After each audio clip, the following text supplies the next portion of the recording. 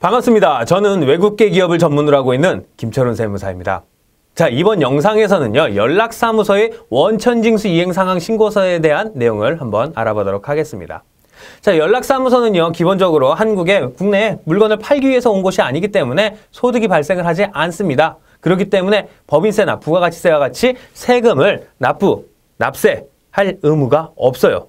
대신에 연락사무소에서 근무를 할 누구죠? 이 파란펜이 연락사무소의 직원으로 채용됐을 때 이 파란펜한테 주는 급여는 이 파란펜의 소득이기 때문에 연락사무소가 여기서 소득에서 원천징수를 해가지고요. 이걸 나라에 납부할 의무가 있습니다. 그렇기 때문에 원천징수를 제대로, 말 그대로 원천징수를요, 이행을요, 제대로 했다고 상황 신고를 하는 그 신고서는 나라에 제출을 해야 됩니다.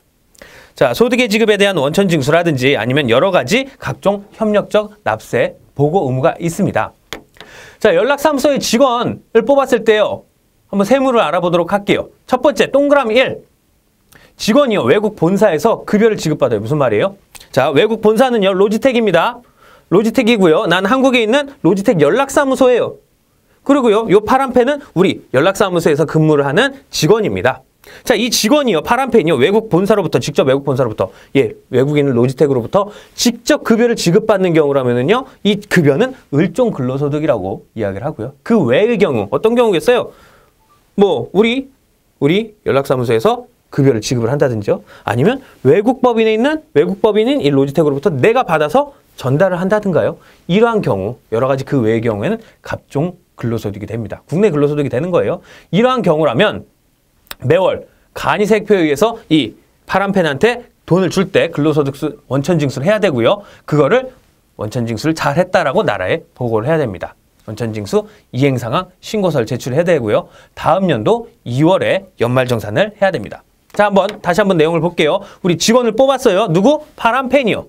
직원 A 파란펜을 뽑았는데, 자, 이 내용, 국내 연락사무소는요, 나는요, 외국법인으로부터, 로지텍으로부터 직원 A의 급여, 손이 많이 부족하네요. 파란 거의 급여를 송금받아서 지급하는 경우에는요, 외국법인이 얘가요, 이 파란펜 때문에 돈을 줄 때, 나한테 줘서, 야, 파란펜한테 급여 줘 했는데, 그때 원천징수를 했든 안 했든 관계없이, 내가 국내에 있는 연락사무소가 직원 A, 파란펜한테 급여를 지급하는 때에 그 금액을 근로소득으로 원천징수하고 연말정산을 합니다. 매월 간이세액표에 따라서 원천징수를 하고요. 1년이 지났을 때 다음해 2월에 연말정산을 합니다.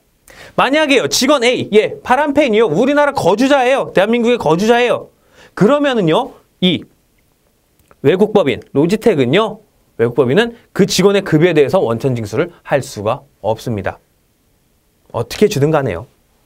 그런데요, 직원 A가 우리나라 거주자가 아니에요. 비거주자죠. 비거주자라면은 어떻게 해요? 외국법인에서 원천징수하고요. 로지텍에서 원천징수하고요. 국내에서도 어차피 돈 주니까 국내에서 원천징수를 해요. 두 번 떼이네요. 억울하겠네요. 파란펜 억울합니다. 억울해요. 어떻게 해요?